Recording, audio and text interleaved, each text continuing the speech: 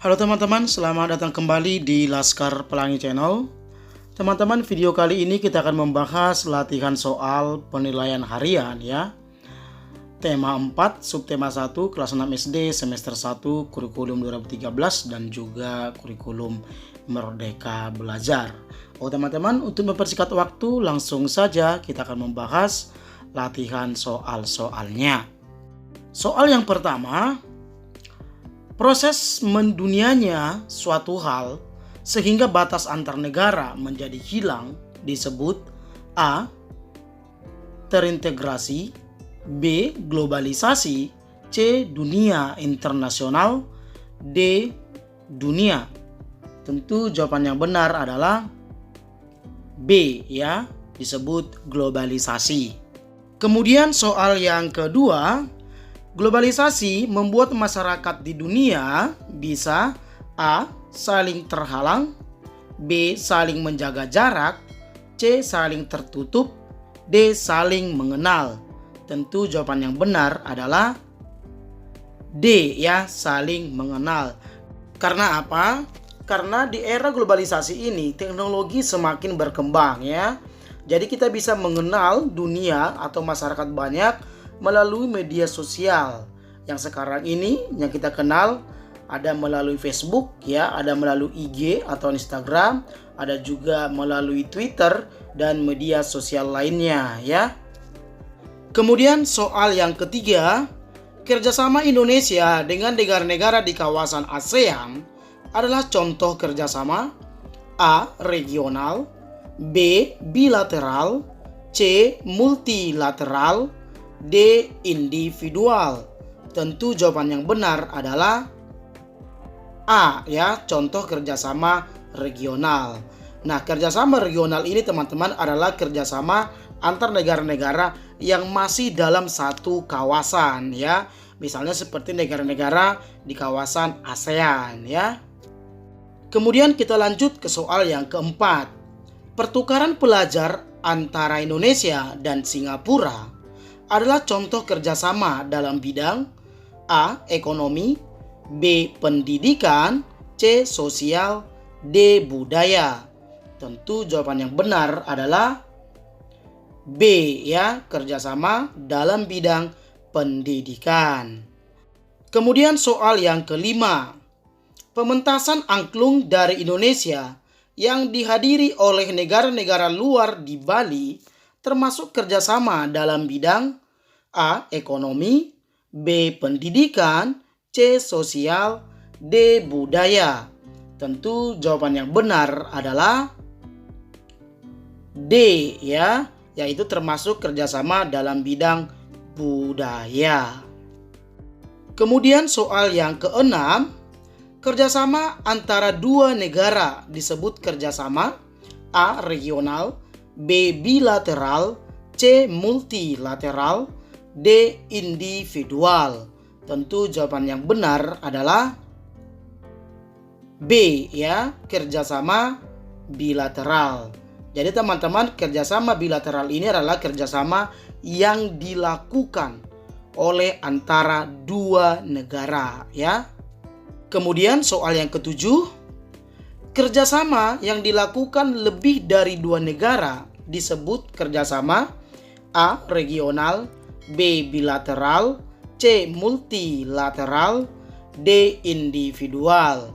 Tentu jawaban yang benar adalah C ya, multilateral. Nah teman-teman, untuk membedakannya, bilateral adalah kerjasama dua negara. Berarti jika multilateral adalah kerjasama lebih dari dua negara ya, boleh 3 negara, 4 negara, 5 negara dan seterusnya ya. Kita lanjut ke soal yang ke-8. Sikap yang harus kita miliki dalam menghadapi globalisasi adalah A. Bermalas-malasan, B. Berpoya-poya, C. Percaya diri, D. Rendah diri. Tentu jawaban yang paling tepat adalah C ya. Kita harus memiliki rasa percaya diri. Kita lanjut ke soal yang ke-9. Yang harus kita lakukan dalam menghadapi era globalisasi adalah A. Malas belajar, B. Ikut balapan liar, C. Meningkatkan keterampilan, D. Melawan perintah orang tua. Ya, tentu jawaban yang benar adalah C, ya. Kita harus meningkatkan keterampilan diri kita sendiri, ya. Oke teman-teman, kita lanjut ke soal yang ke-10. Di era globalisasi saat ini, tentunya banyak sekali budaya luar masuk ke Indonesia. Dengan masuknya budaya luar, sikap kita sebaiknya A. Menyeleksi budaya luar dengan bijak, B. Menerima budaya luar dengan begitu saja, C. Mengucilkannya dan mengatakan budaya kita paling bagus, D. Menolak dengan tegas budaya luar. Tentu jawaban yang benar adalah A, ya, menyeleksi budaya luar dengan bijak. Nah, perlu teman-teman ketahui, di era globalisasi ini kita tidak bisa melarang atau menolak budaya luar masuk ke negara Indonesia. Karena apa? Di era globalisasi ini tiada batas. Ya, tiada batas baik budaya, baik masalah pendidikan, baik masalah seni dan yang lain sebagainya, itu kita tidak bisa tolak. Tetapi yang harus bisa kita lakukan adalah kita harus menyeleksi budaya luar yang mana yang patut kita tiru atau budaya luar yang mana yang seharusnya kita jaga supaya kita tidak menirunya. Apakah itu baik, apakah itu tidak baik, ya. Itu tergantung diri kita sendiri. Oke, kita lanjut ke soal yang ke-11. Teks yang menerangkan suatu proses yang bersifat ilmu pengetahuan alam seperti gejala alam dan lain sebagainya disebut A. Teks narasi, B. Teks eksplanasi, C. Teks deskripsi, D. Teks argumentasi. Tentu jawaban yang benar adalah B, ya, disebut teks eksplanasi. Kita lanjut ke soal yang ke-12. Teks eksplanasi adalah teks yang umumnya ditulis berdasarkan A. Khayalan atau imajinasi, B. Opini, C. Fakta, D. Fiktif. Tentu jawaban yang benar adalah C, ya. Pada umumnya ditulis berdasarkan fakta atau suatu kejadian yang benar-benar terjadi. Oke teman-teman, kita lanjut ke soal yang ke-13. Terdiri dari pernyataan umum, deretan penjelas, dan kesimpulan merupakan ciri-ciri A. Teks eksplanasi, B. Teks eksplorasi, C. Teks fiksi, D. Narasi. Tentu jawaban yang benar adalah A, ya, merupakan ciri-ciri dari teks eksplanasi. Kemudian soal yang ke-14, organisasi PBB yang berhubungan dengan pendidikan dan kebudayaan adalah A. WHO, B. UNESCO, C. IMF, D. ILO atau ILO, ya. Tentu jawaban yang benar adalah B, ya. Organisasi PBB yang berhubungan dengan pendidikan dan kebudayaan itu adalah UNESCO. Kemudian soal yang ke-15. Membantu korban dalam bencana alam yang terjadi di antara anggota ASEAN adalah bentuk kerjasama dalam bidang A. Ekonomi, B. Budaya, C. Keamanan, D. Sosial. Tentu jawaban yang benar adalah D, ya, bentuk kerjasama dalam bidang sosial. Oke teman-teman, kita lanjut ke soal yang ke-16. Di bawah ini adalah energi potensial kecuali A. Air, B. Angin, C. Batu bara, D. Matahari. Tentu jawaban yang benar adalah C, ya, batu bara. Karena batu bara adalah bukan termasuk energi potensial. Nah, perlu teman-teman ketahui, energi potensial adalah energi yang tersimpan pada satu benda, ya. Artinya, Benda tersebut memiliki potensi atau kemampuan untuk menghasilkan suatu sumber energi baru, ya. Misalnya air itu berpotensi untuk dihasilkan menjadi sumber energi listrik. Begitu juga dengan angin dan juga matahari, ya. Nah, cahaya matahari bisa kita manfaatkan menjadi pembangkit listrik, yaitu dengan menggunakan panel surya, ya. Kita lanjut ke soal yang ke-17. Komponen utama dalam sebuah pembangkit listrik tenaga air adalah berupa A. Uap dan air, B. Cairan kimia, C. Kabel dan lampu, D. Turbin dan generator. Tentu jawaban yang benar adalah D, ya, yaitu turbin dan generator. Oke teman-teman, kita lanjut ke soal yang ke-18. Suatu media yang bertujuan untuk menyampaikan suatu informasi tentang barang dan jasa serta suatu himbauan disebut A. Reklame, B. Koran, C. Majalah, D. Novel.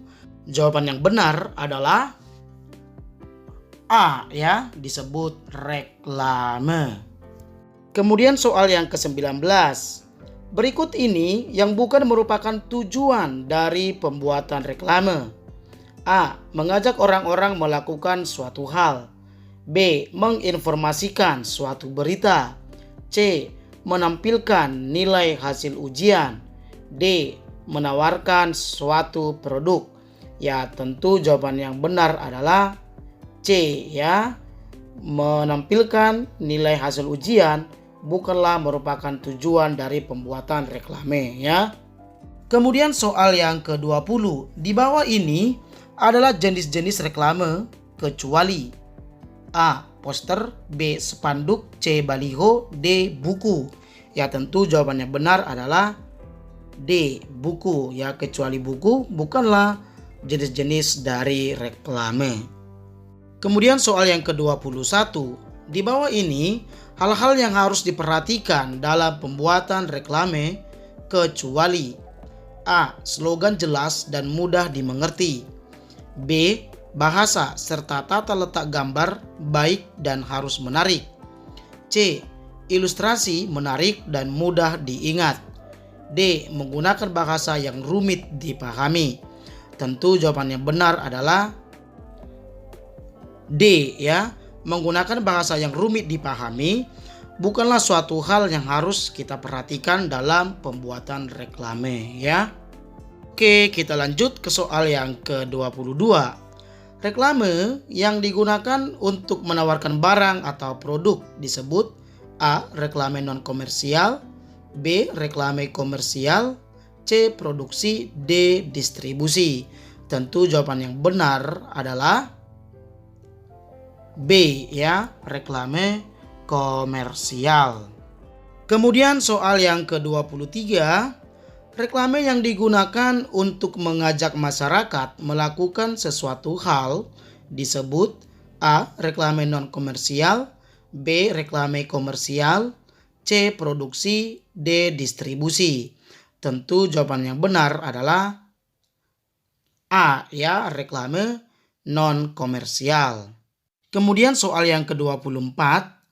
Contoh produk Indonesia yang sudah mendunia adalah A. Pepsi, B. KFC, C. Batik, D. Pizza. Ya, tentu jawaban yang benar adalah C, ya, karena batik adalah produk dari negara Indonesia.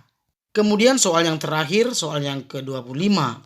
Bela diri yang berasal dari Indonesia yang telah mendunia adalah A. Hapkido, B. Taekwondo, C. Pencak silat, D. Karate.